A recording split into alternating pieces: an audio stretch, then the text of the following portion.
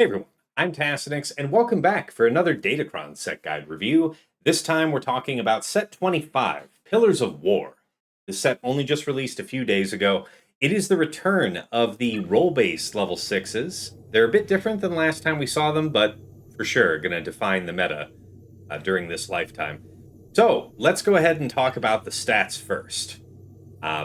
Initially, there's really nothing that's bad here. Crit damage, potency, health, protection, crit chance, armor penetration, and tenacity. Of these, maybe you could say crit chance is the weakest, but for those of you that are trying to push special damage dealers to be able to critically strike, you're going to get a leg up during this set. Next, let's go ahead and talk about the alignments. First up, the dark sides. So, first, whenever dark side allies inflict a debuff on an enemy, they deal damage to that enemy equal to 2% of that enemy's max health. We're talking about dark side teams like Lord Vader, things where you're using Darth Vader, especially because there's a Darth Vader Kron this time. You've got Afra, you've got maybe Inquisitors. You know, you're thinking about each stack of Purge is a debuff, so all these types of things. So there's a few good uses there. Next, whenever dark side allies daze or stun an enemy, they recover 10% health and protection. Alright. Whenever dark side allies are evaded by an enemy, that ally gains accuracy up for 2 turns, and then they inflict evasion down for 2 turns on that enemy, which can't be evaded. I would say maybe have one of these. I think anytime this ability comes around, I give just about that advice. It's really rare that I end up needing this, but occasionally it's nice with something like Afra. Not often, though. Darkside allies start the battle with protection up 20% for 2 turns. Most Darkside teams don't need this type of mitigation for initial burst from an enemy team. If you can think of a situation where you're worried about that, this could help. That said, in previous metas where I could have a bunch of health on the stat or something, is available here, it would be nice for something like when I was setting Afra. There's a whole bunch of good crons that I think I'd probably look at for her. But anyway, in terms of mitigating burst, she's one of those characters where you're really not wanting her to get blown up in the first couple of turns, and the rest takes care of itself. Last, whenever Darkside allies use a basic ability, they gain speed up for 2 turns. This feels like it's going to be your default choice for most teams. Even if you're not having something that calls a mass assist to put this speed up on everybody immediately, when they have their kind of, dud turns when their specials are down, bring them back around towards those specials all that much quicker. All right. Alignments for light side. First, whenever light side allies start their turn with at least 2 buffs that can be dispelled, they gain 5% offense, stacking until the end of the encounter. Gosh, there's so many light side teams that could benefit from this, but when we look at some of the other abilities here, you're probably going to end up taking them for the most part. Maybe you want something like this for a team that's kind of a one-and-done show, like Qui-Gon Jinn, if you're still running that. All right, next up, at the start of the encounter, light side allies gain 15% max health and max protection for each other light side ally. It is the return of light side bulk. This has classically been a default choice for light side. It may well end up being that for you. Still, there's another one to look at. Next one is whenever light side allies evade an attack, they gain offense up for 1 turn. Next is at the beginning of their turn, light side allies have a 25% chance to dispel all debuffs on themselves. This could be occasionally useful. There are metas that are easier or worse for EP Starkiller to handle in situations where they're still likely to do it anyways. This ability can put a wrinkle in it, because being able to dispel themselves of a stun, of a shock at the wrong time can be lethal. And then last, and this is maybe your other possible default choice, is light side allies start the battle with 25% turn meter. So, we're a day away from having set 23 expire. This also had light side 25% turn meter. So initially, it seems a pretty easy idea to take your favorite Datacrons that had that 25% turn meter from set 23 and look to replace those level 3s here in set 25. All right, let's talk about faction. So, for tank, you've got 5 abilities. Don't be scared, they're repeated twice. That's why it takes forever. But, anyways, tank allies start the battle with damage immunity for 2 turns, can't be copied. Generically okay. Next one, at the start of each turn, if non galactic legend tank allies have 50% or more turn meter, damage they receive is reduced by 75% until the end of the turn. It's gonna depend. You have a couple of DLs who are tanks. There may be some type of exploit for that. I think that in this Datacron set, you're less likely to run this with. Probably, I mean, if you're running Leon defense, maybe, but I remember the last time we had a tank revive with Galactic Legend Ahsoka. That could be annoying if you're trying to do some type of lesser counter to take it out. Next, whenever tank allies are stunned, gain 50% turn meter and recover 25% health and protection. Again, it's okay generically, but the first time each tank ally falls below 50% health, they gain damage immunity for 1 turn and gain health steal up for 2 turns. It seems like a less powerful version of the first ability to me. And then last, and certainly not least, the long text for this role. The first time a tank ally is defeated, revive them with 100% health and protection, and they gain a bonus turn. Limit once per battle. Tank allies taunt for 1 turn. Whenever another ally is inflicted with a debuff. I don't know why they have a comma there. So it says tank allies taunt for 1 turn whenever another ally is inflicted with a debuff, period. Whenever tank allies taunt, they gain defense up for 1 turn and 5% crit avoidance, stacking until the end of battle. Whenever a tank is critically hit while taunting, they recover 15% health and protection. Whenever a non-tank ally uses a special ability, tank allies assist, and if the enemy was taunting, deal 250% bonus damage. Wow, that is pretty good. Hit while taunting. You're thinking about initially like Malgus comes to mind as somebody who would really like that. The revive would be crazy. Okay, so yeah, this this one feels like it's going to be your default pick for this set for 10. It's clearly got the most going on. Probably the most likely candidate otherwise will be your 75% damage reduction. And you'll be thinking about using this one on teams where the abilities given in the long text really aren't doing a lot inside that team composition. Like, for example, if you're thinking about placing this on a team where they're always having tenacity up, they're probably not going to be inflicted with a lot of debuffs, so on and so forth. Something to think. All right, next, attacker. First ability. Whenever a debuff on an enemy expires, attacker allies gain 2% offense, doubled if that debuff was dispelled until the end of battle. Remember something like this in the past being really nasty on a Ray team, like Ray Swolo. I don't see this as being the top choice, though. Next, whenever an attacker ally deals damage to an enemy and no other enemy is marked, inflict marked on 1 turn on the target enemy, which can't be evaded or resisted. I would only have one of this with great intentionality. Like, you have to know where you want this mark. Otherwise, if you're not having yourself set up to take advantage of it with the right character, preferably the first character to go can ignore taunt and then put that mark down. Otherwise, yeah, this can get you in trouble. You end up marked on, God forbid, the tank, and then you really have to just stay on the tank, and it's terrible. All right, next. Whenever attacker allies use a special ability on their turn, they gain riposte for 2 turns. Situationally, potentially crazy. You're thinking about who naturally has riposte and who's taking advantage of it, but think about what teams wouldn't like to hit under protection. It could be useful. Still, better to come. Next, whenever an attacker ally defeats an enemy, they take a bonus turn. I really generally don't care for these types of abilities because I consider them win harder abilities. Like, if you already just finished somebody, them getting another bonus turn does give you more momentum, but rarely do I find that that's determinant. Like, you already just killed a character. You're probably already up. You're going to stay up. All right, next.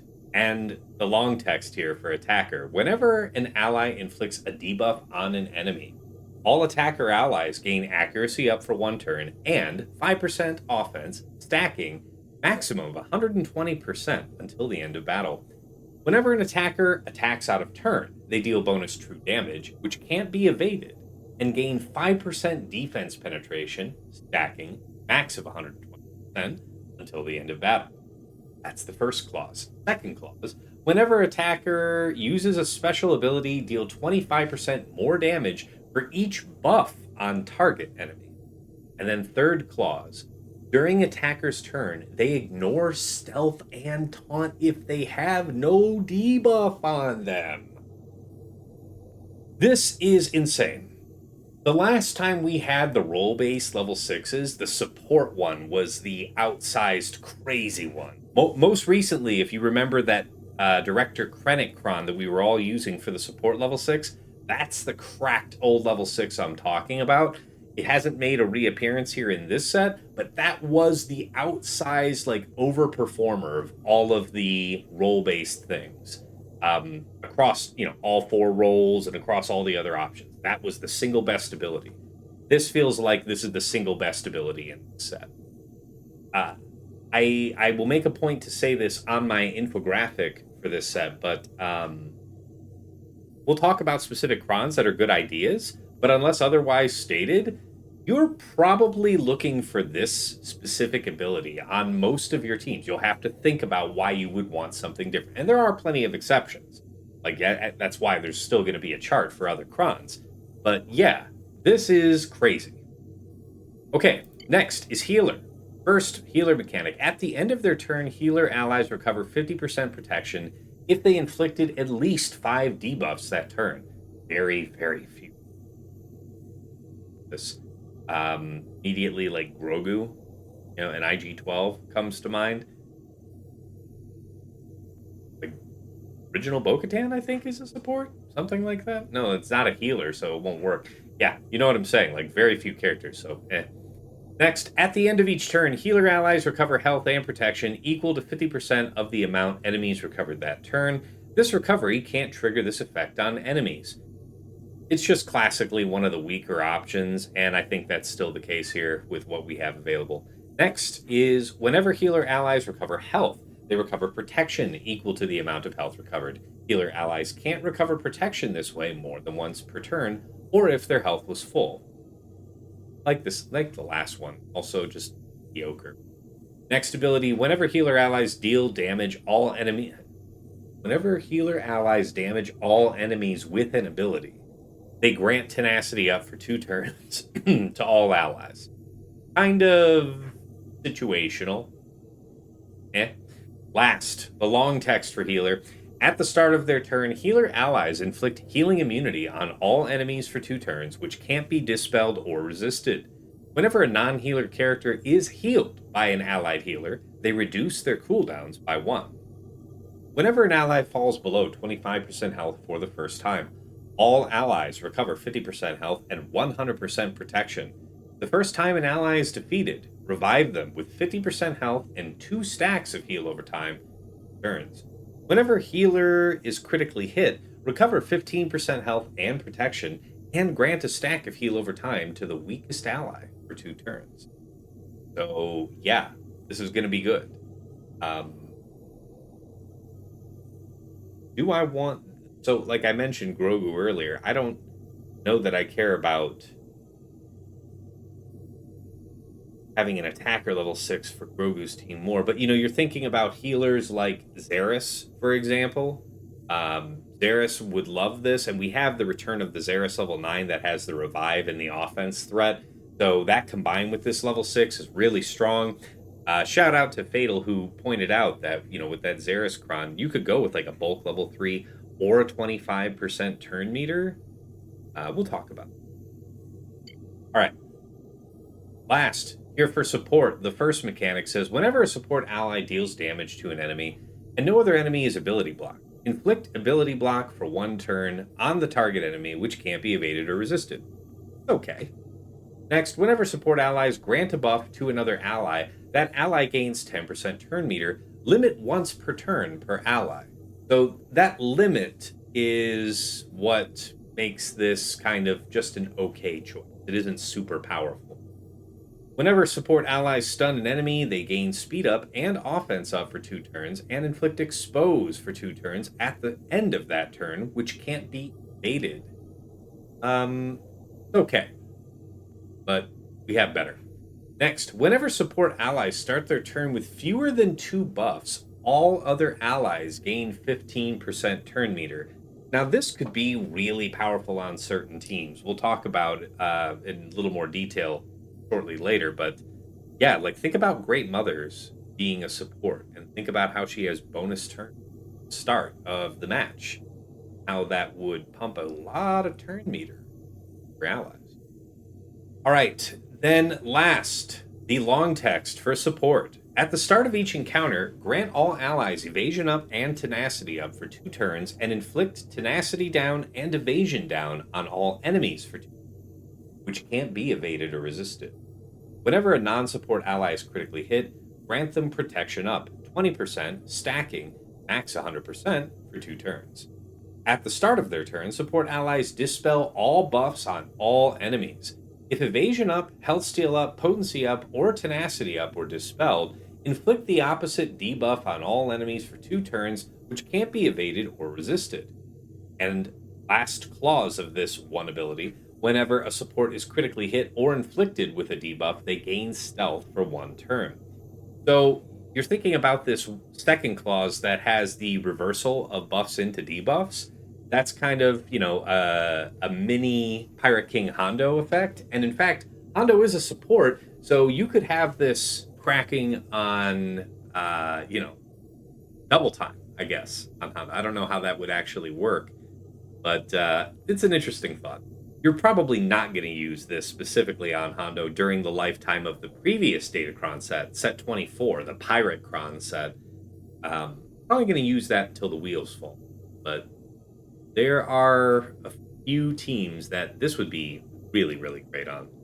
These are just great abilities. So I would say compared to the long text attacker level 6, this is probably the second best single ability.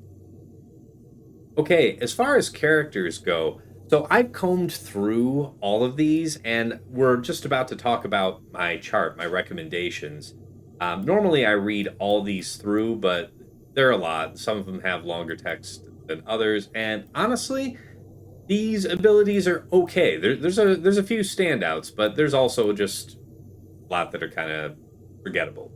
So let's go ahead and bring up the infographic. All right, so this is my early winners recommendation. I may update this in the future, but this infographic will be posted on my Discord. Look in the announcements channel where, it will be linked. And if I update it, I will let you guys know there on my Discord. Anyways, let's talk about this. For attackers, specific recommendations, I think the one that most people are probably going to spring for is Dooku. Darth Vader, I considered also giving the bold box is high priority. Um, I think it's probably worth picking up. So maybe just these first two are high priority. And then Resistance Trooper and Qui Gon Jinn are in the nice to have tier. Probably Qui Gon better than Resistance. But yeah, these two feel significantly less important than those. And then you see here, I have the note saying, aside from these crons listed above, prioritize long text attacker crons for other teams. It is the most powerful ability this set. Use your best judgment where you disagree with that, but as a default choice, that's going to be the good one. And good luck rolling a lot of them because you're going to want to. All right, anyways, talking about the Dooku Cron first, I think the speed up level 3 is really strong. You could say the 2% max health damage. There's plenty of debuffs that come out of that team. I'm okay with it, but because we have 2 mass assists on Trench, it feels very, very strong to be able to give them speed up pretty much immediately. I'm all right. I'm all right with that. All right, long text level 6, of course. You win. And then as far as stats go, typically, if you're modding this team correctly, you've got enough tenacity on Trench himself where you probably don't need a ton of it. So I usually spring for health. There's a lot of protection up in this team.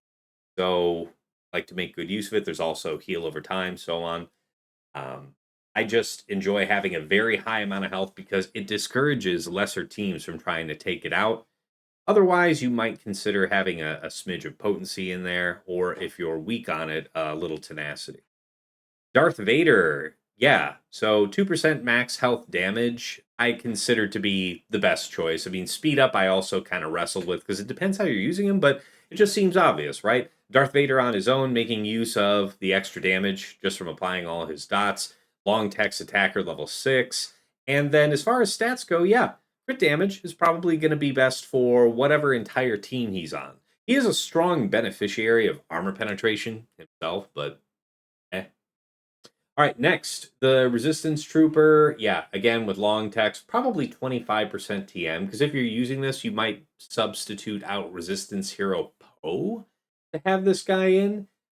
Very different kit brought by Resistance Hero Poe. So if you need the stagger, if you dispel and stun, and so on, more, fair. But then as far as as stats go, potency and crit damage, I think are probably the best because you're really trying to have exposes just flying out all the time, all of your deep.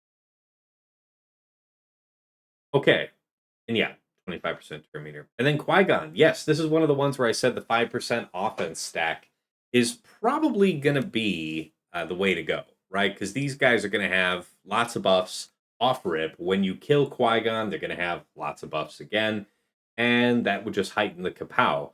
So I think any other team where you're not relying on surviving that's light side, you might consider that, but probably bulk or turn meter is still the better default choice. And then, of course, long text attacker and crit damage. Armor penetration isn't bad. Isn't bad for, I want to say, JKA himself, but as a rule for the whole team, they're all just, maybe even Cam is also good at it, I forget. But crit damage is better for the team overall than armor penetration. So if you had a mix, that's okay.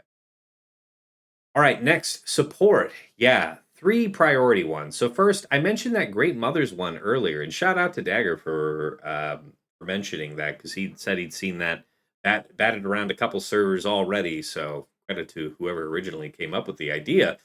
But that 15% turn meter gain when you're starting your turn with less than 2 buffs means that, Great Mothers at the start of battle is potentially pumping out 30% turn meter to her whole team. Surely that is useful. Um, now we do have mass assist on this team, so I like the speed up for the level 3. You could make an intelligent case for the max health damage, but this isn't doing so many more debuffs that I would rather just have quicker turns come around.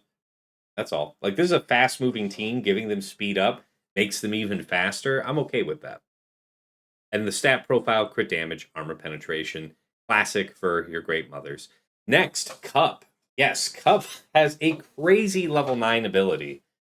Yeah, let's talk about that. All right, at the start of battle, if there are no Galactic Legend allies, Cup gains the following effects. Whenever Cup attacks a stunned enemy, remove 100% turn meter from that enemy, which can't be evaded or resisted, and a random attacker ally gains a bonus turn. Whenever Cup gains turn meter, he removes the same amount of turn meter from a random enemy, and Galactic Republic allies remove 20% turn meter whenever they damage an enemy, which can't be resisted. This feels like your, 4th man in your Queen Amidala team in 5 vs 5. I'm not initially certain how I'll use this in 3 vs 3. I feel like you could force it into any number of teams and maybe do something crazy, but I don't know. I'll let that kind of emerge on its own. I don't have big ideas for this one outside of 5 vs 5, but it nevertheless feels like it's going to be crazy when we get back to it. So that one's there. Cad Bane, yeah. So Cad Bane is a named one. Boba Fett is also named, having a level 9. Boba Fett's is okay, but I feel like Cad's is probably better. However, if there ends up emerging during the lifetime of this Datacron set a really strong bounty hunter team using Forlom and Zuckuss, I think Cad is going to end up going there, which means then you'd potentially have that Boba Fett cron to flex back over. And yeah, as far as that Boba Fett cron, I would build it. Yeah, he's an attacker. I'll make sure to add him to this chart, but I would say it would be your max health damage. So since it's going on a Jabba team, and yeah, long text attacker level 6, then and probably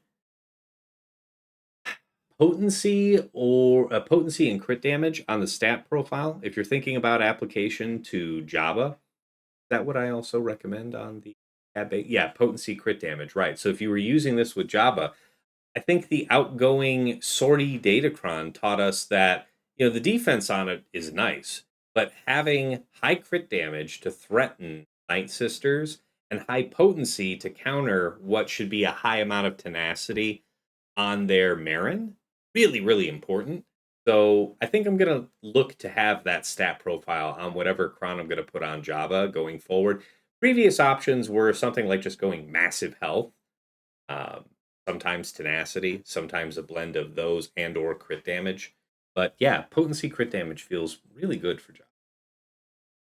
All right.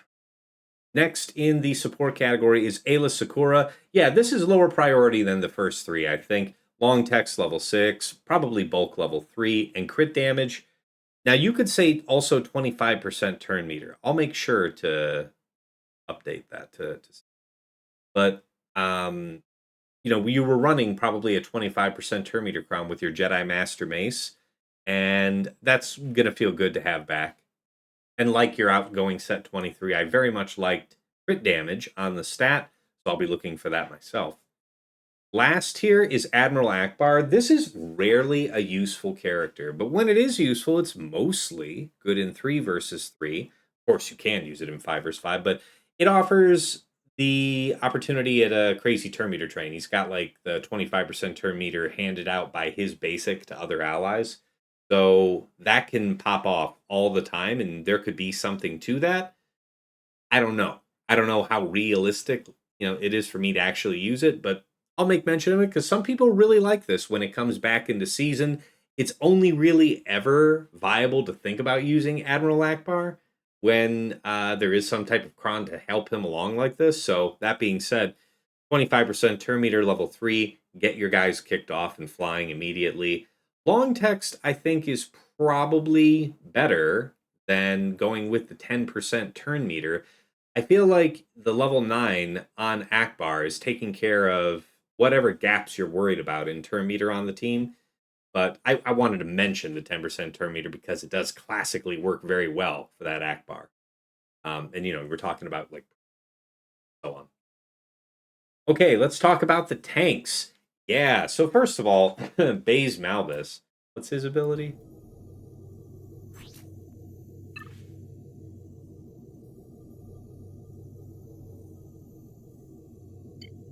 If Chirrut is an ally, then whenever Malbus or Chirrut attack out of turn, they gain 50% crit chance and equalize their health and protection.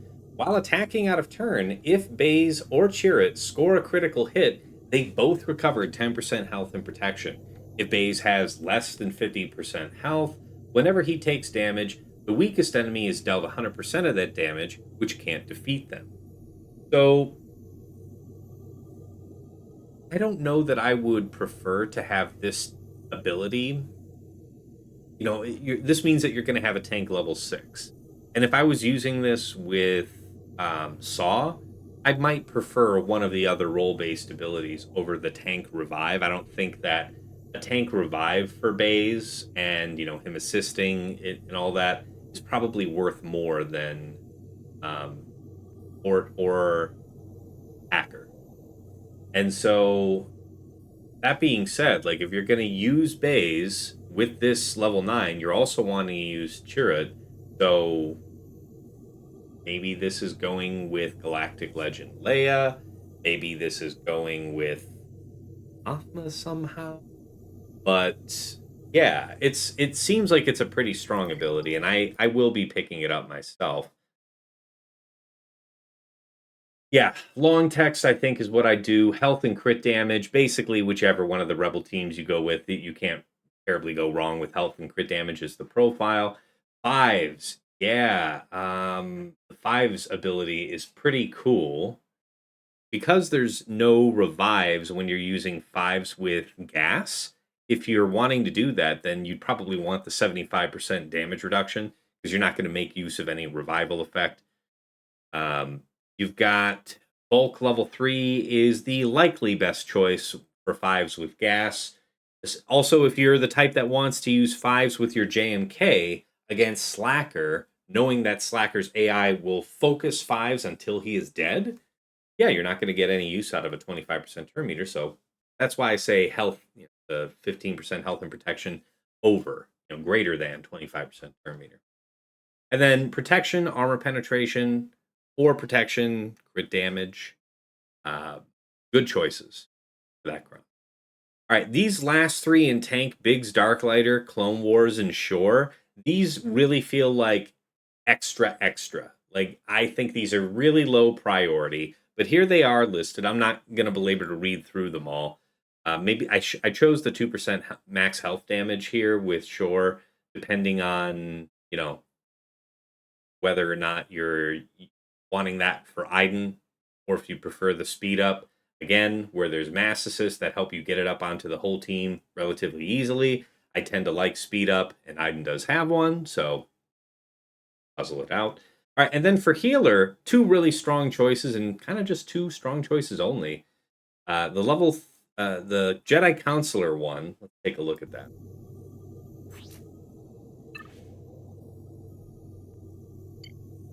Right. While Jedi Consular is alive, all allies are immune to healing immunity. Whenever Jedi Consular uses an ability, all allies recover 15% health and protection, and the weakest ally recovers an additional 10% health and protection. And whenever Jedi Consular uses Jedi Healing, revive all defeated allies at 100% health and protection.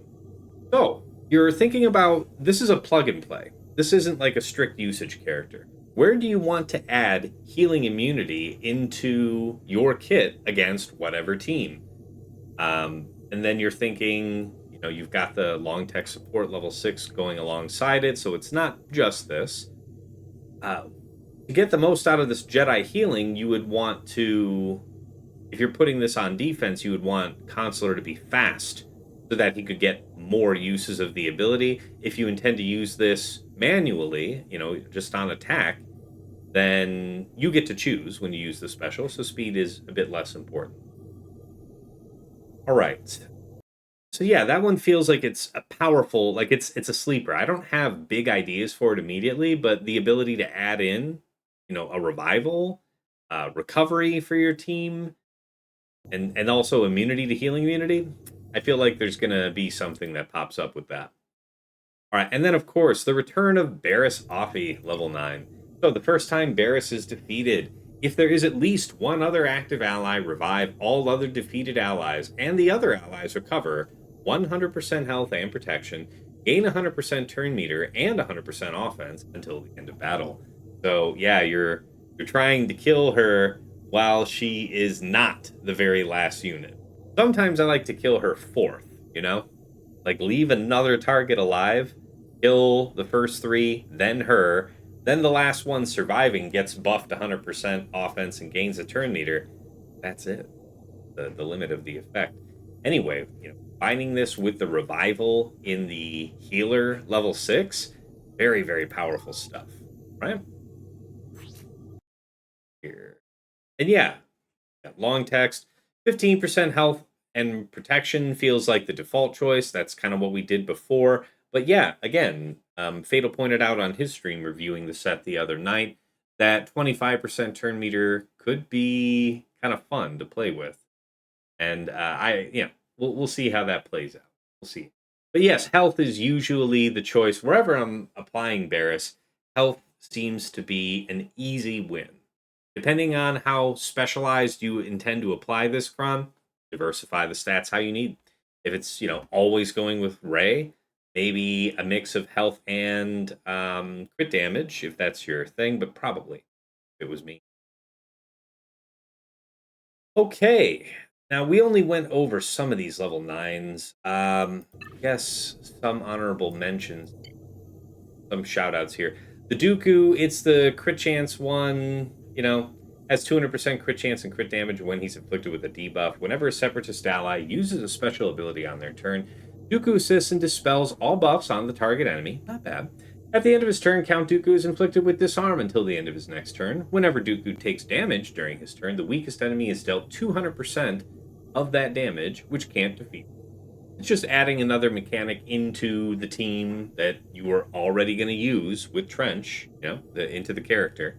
So, it's going to be good with him though. The whole team. All right, Darth Vader was another one that I just kind of glossed over, but yes, it says at the start of battle, if there are no Galactic Legend allies, that is the only restriction on who his allies could or couldn't be. Darth Vader can't be defeated until all the other allies are defeated. Whenever an ally is defeated, Darth Vader dispels all debuffs on himself, resets all of his cooldowns, and takes a bonus turn. During his turn, Darth Vader has plus 50% health steal for each defeated ally. Oh, yeah, whatever about the health steal. But in terms of a plug-and-play character that might strip banners on any number of teams, potentially nasty. You're thinking about, you wouldn't use this specifically with Lord Vader, but yeah, there are plenty of Empire teams where this could make sense. Wow, what if he's your plug and play into something like Inquisitors? So it feels like it's worth mentioning. It doesn't feel super powerful, but potentially very powerful. That's why I was kind of on the border of whether or not to give it the bold box. Okay, yeah, the Resistance Trooper is whenever Resistance Trooper uses basic ability on his turn, he exposes the target enemy for 2 turns. Whenever Resistance Trooper attacks an exposed enemy, all other allies gain 20% turn meter. Resistance Trooper has a 50% chance to attack again and expose a random enemy for 1 turn. Whenever Resistance Trooper falls below 50% for the first time, he gains damage immunity and health steal up for 2 turns, and all other allies gain evasion up for 2 turns.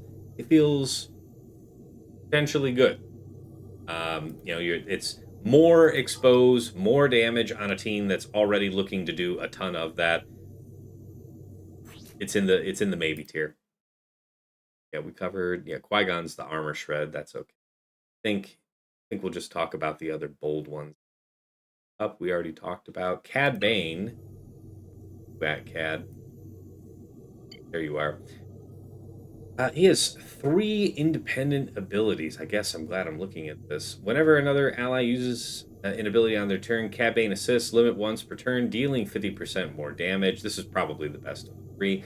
The first time Cad Bane goes below 100% health, recover 100% health and protection, and gain 100% turn meter. Yeah, this feels kind of weak. And then the next one, whenever Cad Bane deals damage to an enemy, remove 25% turn meter from that enemy. Yeah, he's not going to be called to assist crazy all the time unless you're having this ability. So I'd just stick with this one and have more damage as opposed to using him for TMR. I will also up. Okay. And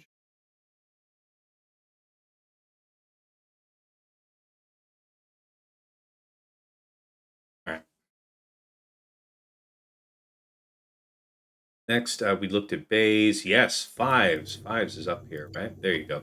Whenever fives attacks out of turn, fives deals 150% bonus damage, inflicts offense down and healing immunity for 1 turn on all enemies, which can't be evaded or resisted. Whenever fives loses taunt, he removes 50% turn meter from all enemies and inflicts blind on them for 2 turns, which can't be evaded or resisted. It's just a leg up, maybe for your gas team. I think that's why I like it. Now, you could also argue there's a focused Datacron talking about Rex, and we'll talk about focused Datacrons in just a moment. I wanted to finish up everything about the normal first. I have fives, Consular, and Barris. Okay, we talked about all the long texts here that are in bold. So if you have any other questions, feel free to ask on the YouTube comments or hit me up on Discord. That's fine. But yeah, these are early recommendations. So there may be other amendments, but thoughts. Okay, as far as the focus Datacrons in this set, I do have it on my infographic that Among them, HK-47 seems to be the best, followed by Rex, followed by Boba, followed by Phasma. As far as HK and Rex, I say take them both straight to 15, and we'll see why in a minute. For Boba, level 8 is probably worthwhile because the stats are excellent. Level 9 is if you intend to use him with Jabba instead of Cad, like I mentioned. Um, you know, or if you're going to use him as a leader because there's part of his level 9 or part of his specific ability that's active for him being lead and part that's not. All right, and then of course, yeah, for Phasma, stats are good. The level 9, I don't know. I don't know if I'm really going to get use out of that Phasma. You could say that's more of a mid-game choice, I think.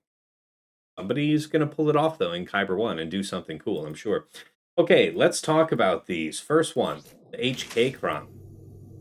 So, we've got, as far as stats goes, 150% defense, 115% crit damage, 45% crit chance, 45% tenacity, 75% potency. This is really good for any damage dealer, especially special damage dealers, right? If you're thinking about it, they usually need a lot more help with crit chance than physical. So, something to think about if you're just looking at applying the stats. That's something that focused Datacrons have really grown into, is that you can absolutely use them for their abilities, but there's usually one or two crons in the set where you're looking at them more for applying them as stat sticks than you are for their particular abilities. Maybe they're for teams that don't really show up at the top end of the game, and that's why you wouldn't use them for the abilities, but keep an eye about flexing these around just for their stats. Anyway, Poggle's level 3 ability says, at level each time Poggle inflicts ability block, he also inflicts burning for 2 turns on the target enemy. Poggle the Lesser grants 10% turn meter, and all allies gain 20% offense, stacking until the end of battle. I mean, if you're using Geos, maybe. Level 6 here, bonus mechanics for IG-86 Sentinel Droid. Whenever IG-86 critically hits an enemy, IG-86 gains damage immunity for 1 turn, 25% turn meter. He's a decently quick character, so that's good. And inflicts death mark on the target enemy for 2 turns, which can't be dispelled, evaded, or resisted. That's nasty. If the enemy was already death marked, IG-86 gains protection up, 50% stacking, retribution, and speed up for 2 turns. The hour of IG-86 has come. I think I'm going to try and put him in something like a speed set, defense set with probably 3 or 4 protection primaries, because it's more important that this guy moves quickly than he does a ton of damage himself. He can do significant damage if you were to mod him for it, but I think his value is just going more than just hitting hard himself. But I actually unironically intend to maybe make use of IG-86 with my Afra team. We'll see.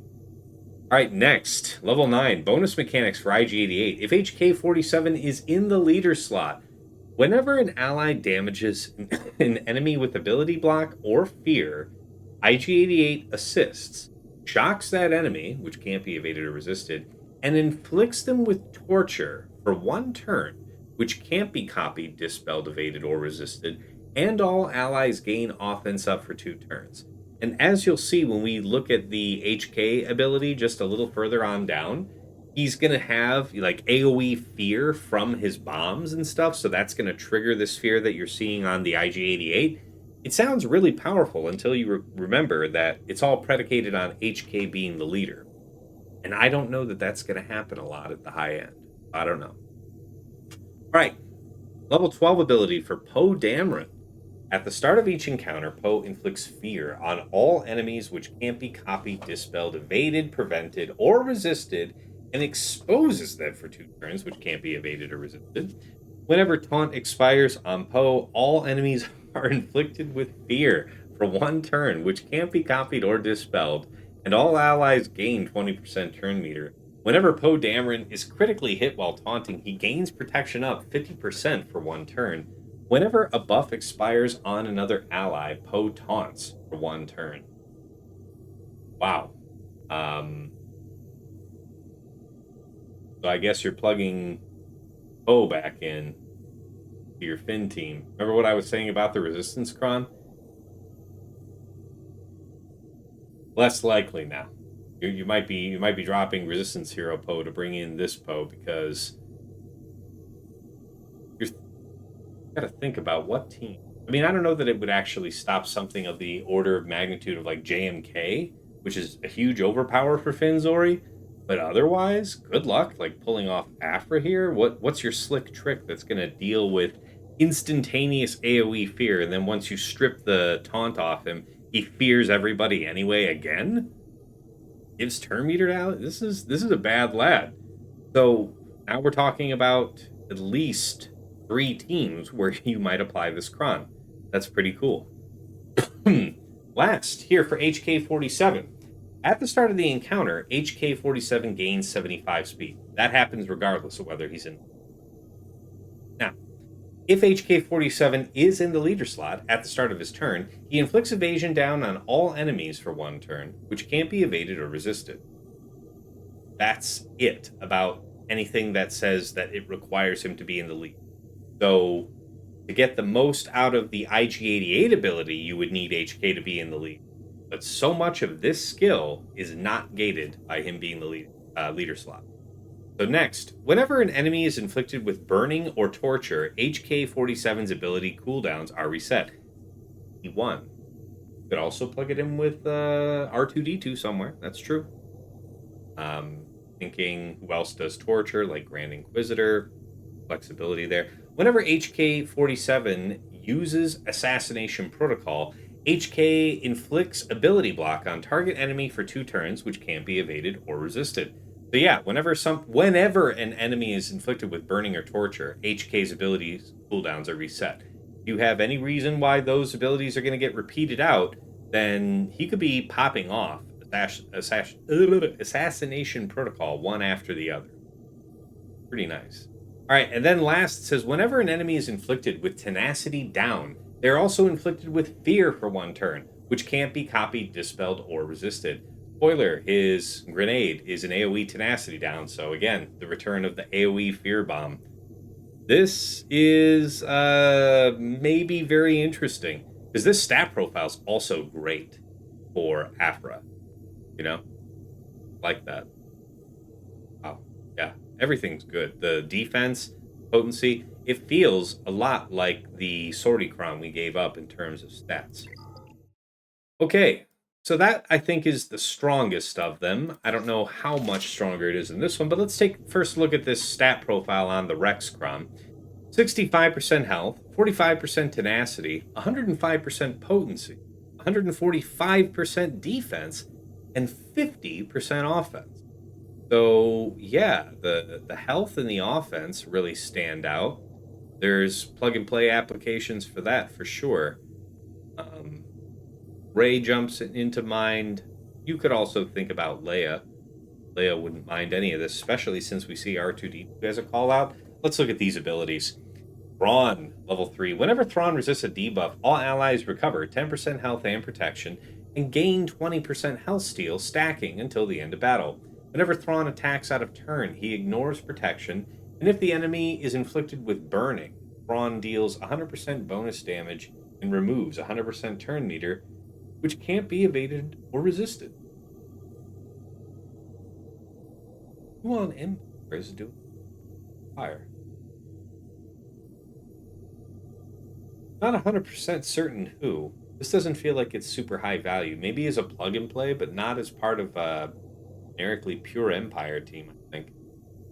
Next, at level 6, bonus mechanics for R2. Whenever R2 uses a basic ability, R2 gains protection up 50%, stacking for 2 turns, and 50% turn meter.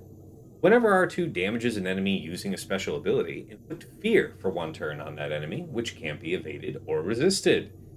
I like this. So it's maybe not as generically powerful as the outgoing resistance stun on level 6 ability. But fear is decent. You're just trying to avoid hitting that priority target until you want to break. Okay, level 9, bonus mechanics for Darth Nihilus. At the start of each encounter, if there is another support ally, Nihilus gains 100% max health and max protection for the rest of the encounter. Whenever Nihilus reduces his cooldowns, for each cooldown reduced, he gains 25% turn meter and 50% offense, stacking for the rest of the encounter. Whenever Nihilus defeats an enemy, expose all enemies for 2, which can't be evaded or resisted. Whenever Nihilus inflicts damage over time on an enemy, all allies gain 3 stacks of heal over time for 2 turns. And whenever Darth Nihilus attacks out of turn, his cooldown for Annihilate is by 1.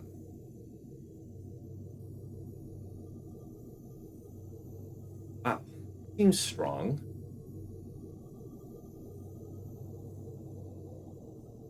I mean, you have to be curious about trying this now with Treya. Your second support is Treya herself, right? So that would trigger your condition.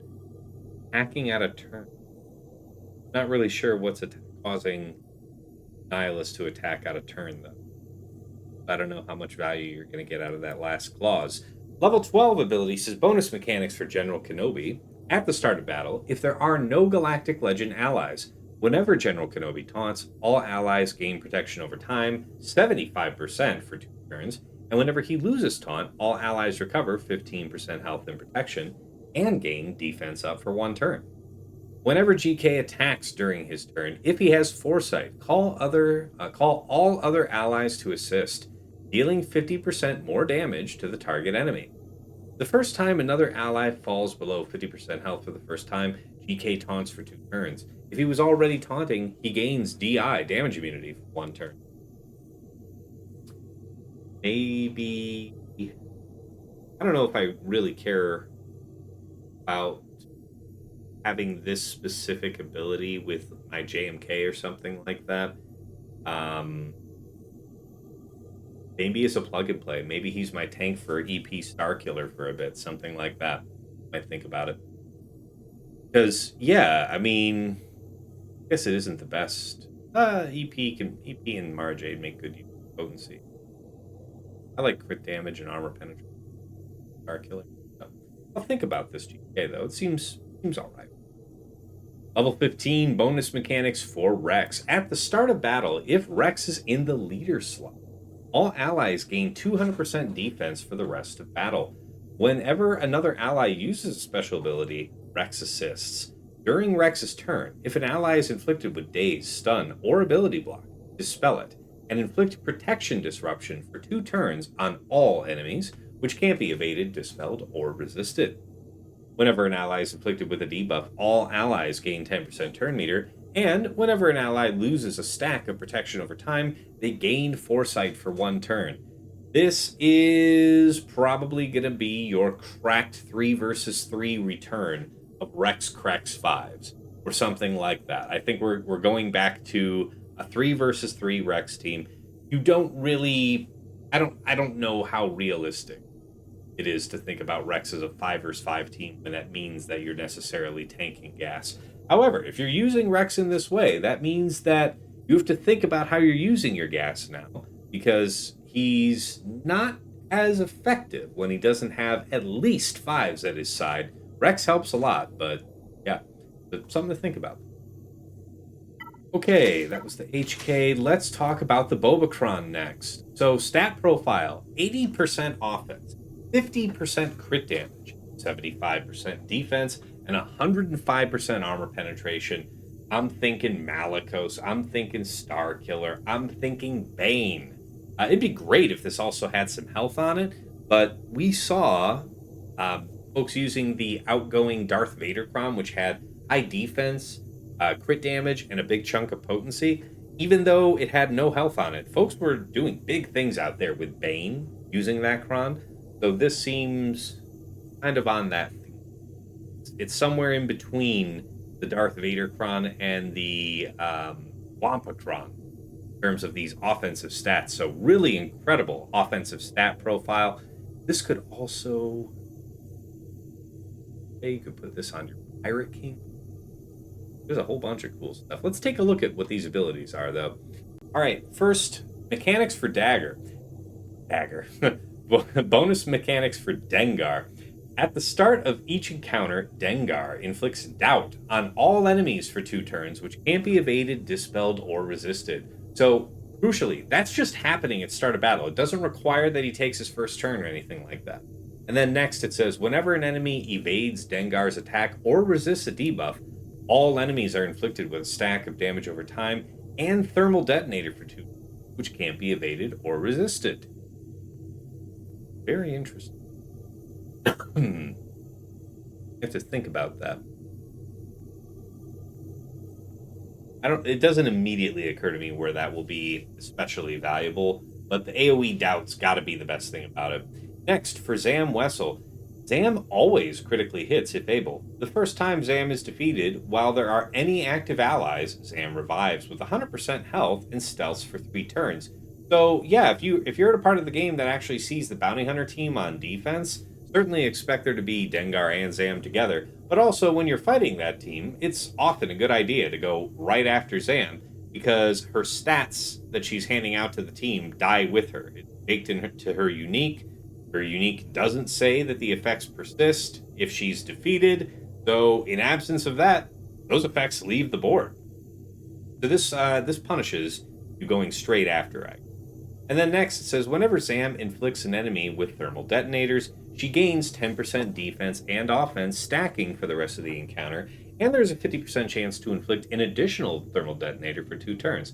Okay, so instead of her just being the stat stick that she typically is, you're also occasionally able to, manipulate turn meter a bit, throw a bunch of thermals out. Like, she's actually going to have significant damage if you're using her in that sense. Level 9 ability for Boba Fett. At the start of his turn, Boba Fett dispels all buffs on all allies and grants them defense up, heal over time, and speed up for 2 turns. For each enemy with a thermal detonator, they lose 3% defense and tenacity. Okay, so that first clause... Yeah. So everything that we're reading so far is just happening where he's present. It doesn't require that he's... Yeah, for each enemy with a thermal detonator, they lose 3% defense and tenacity. Whenever an ally is critically hit, they gain protection up 25%, stacking for 1 turn. And at the start of battle, if Boba Fett is in the leader slot, all allies gain 200% defense. Whenever an enemy takes damage from a thermal detonator expiring, all allies recover 10% health and protection, gain 10% turn meter, and there's an 80% chance that enemy is inflicted with a thermal detonator for 1 turn, which can't be dispelled, prevented, or resisted. So, in 5 versus 5, maybe this Kron is making an appearance with your Jabba team, although given the stat profile, I'm guessing likely not. However, the answer is apparent. This is really a 3 versus 3 team, right? It's giving enough mechanics where you're going to have to think carefully. Thermal detonators, all this sort of thing. Maybe Malgus eats this right up anyway. You saw this Boba lead Zam Dengar team, but there's a strategic gain to be made, right? Like, if you're thinking about that, okay, fine. Are you going to do it for perfect banners? And can I punish you for using, for example, that Malgus team to take this out? So it's an insane buff to otherwise mediocre / disused characters, and certainly a powerful 3 versus. Okay, last Kron here, the Phasmacron. So stats-wise, it's got 20% health, 25% crit chance, 80% offense, 50% crit damage, and 75% armor penetration. Yeah, so remember I was just talking about candidates for use with Bane and the like. The health is good here, the offense, the crit damage, the armor penetration. Incredible stat profile for an attacking team. So certainly I will always make use of this Kron for its stats, if not for any of these effects. But let's take a look at them. Level 3 says bonus mechanics for Geonosian Soldier. So remember, we've seen a couple of these Krons have separate callouts to different Geos, something to think about. Whenever an enemy takes a turn, Geonosian Soldier takes a bonus turn. During this bonus turn, Geo Soldier deals 100% more damage. This bonus turn can't trigger this effect on enemies. So him doing anything is still going to call all the other Geos to act. So he's getting 100% bonus damage, and they're all calling to assist. And he's getting such a bonus turn anytime an enemy takes a turn. Early game, mid game, powerhouse ability, maybe? Yeah. All right, level 6 skill for Ray Scavenger. Whenever an ally takes a bonus turn, All allies recover 20% health and protection, and Ray Scavenger gains 10% offense, stacking max of 160% until the end of battle. Now, you might have fond memories of Ray Scavenger from the outgoing Resistance Datacron set. It boosted her significantly. In absence of those level 9 mechanics, I don't know that this is enough that's really going to move for now. Yeah, I don't know. Maybe as a plug and play character somewhere, but I'm still not convinced. Level 9 is bonus mechanics for Captain Phasma. During Phasma's turn, she dispels all debuffs on all allies. If debuffs are dispelled this way, they gain advantage for 2 turns. At the start of each encounter, if Captain Phasma is in the leader slot, all allies gain 100% max health and max protection and 200% defense.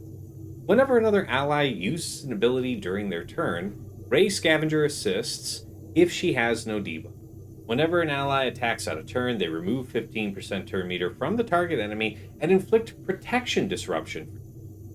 Can't be resisted. So it's another 3 versus 3 team. I mean, it's calling out to Ray Scavenger. Interesting that it calls out. I mean, whenever an ally takes a bonus turn. So yeah, there's interplay enough between Soldier and Ray, but that Ray mechanic is the really valuable one, and it triggers off any ally taking a bonus turn. So, I don't know. Think about who else gets bonus turns, and maybe there's a third member to plug into this instead of Soldier.